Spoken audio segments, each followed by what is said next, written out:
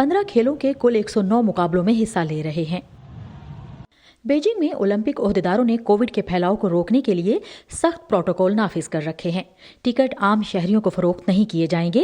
Beijing ने एक closed loop system का ऐलान किया है, जहां खिलाड़ी और ओलंपिक्स में शामिल दीगर अफराद आम लोगों के साथ राब्ते में आए बगैर हर काम करेंगे, जिसमें प्रैक्टिस करना, खाना और सोना शामिल है। ऐसे तमाम शुरका जिन्हें वैक्सीन लग चुकी है, खेलों से मुतल्लिका जगहों के लिए मखसूस ट्रांसपोर्ट में आज़ादी से आ जा सकते हैं, लेकिन बगैर वैक्सीन वाले खिलाड़ियों को खेल शुरू होने से पहले 21 दिन क्वारंटीना में गुजारने होंगे और मकामी और बैनुल अक़वामी शुरका का रोजाना टेस्ट किया जाएगा। लेकिन कोविड-19 वाहिद रुकावट नहीं है।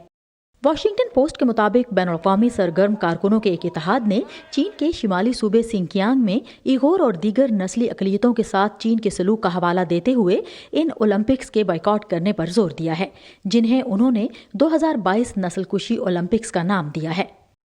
बाइडन इंतजामिया सिंकियांग में चीन की तरफ से जारी नस्लकुशी, इंसानियत के मनाफी जराइम और इंसानी हुकूक की दीगर खिलाफ वर्जियों के पेश नज़र बीजिंग 2022 के सरमाई ओलंपिक्स और पैरा ओलंपिक्स में सिफारती या सरकारी नुमाइंदगी के लिए किसी को नहीं भेजेगी। चीन के सरकारी नशरियाती इदारे CCTV के मुताबिक चीनी वजारत खारजा के तर्जुमान वांग वेनबिन ने बीजिंग ओलंपिक्स को सियासी रंग देने पर तनकीद की है। खेलों का सियासत से कोई लेना देना नहीं। ओलंपिक्स बहुत से खिलाड़ियों और खेलों के शायकीन के लिए जमा होने का एक बहुत बड़ा मौका है, सियासत करने का कोई स्टेज नहीं।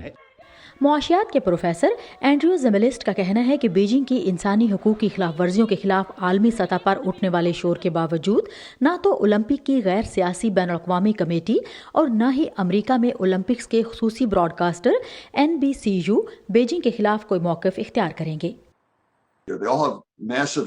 इन सभी की इन खेलों में इंतहाई बड़ी सरमायाकारी है और वो चाहते हैं कि सब कुछ बखैर खूबी हो जाए। इन सबको एक दूसरे के साथ ताउन करने की जरूरत है।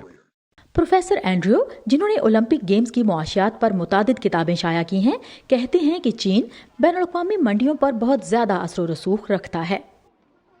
एक तरफ आपके पास अमेरिका जैसी मार्केटें हैं जहां लोग चाहते हैं कि आप ऐसी ज़ुबान इस्तेमाल करें और ऐसी पॉलिसियों पर अमल करें जो इंसानी इक़दार से हम आहंग हों।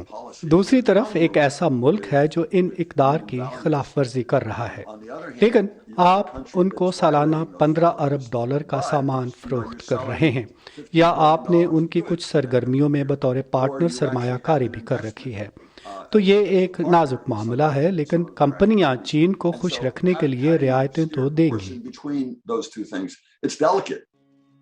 Variety.com के मुताबिक NBCU को इस मुकाबले की जानिब नाजरीन को रागिब करने के लिए एक बहुत बड़े चैलेंज का सामना है।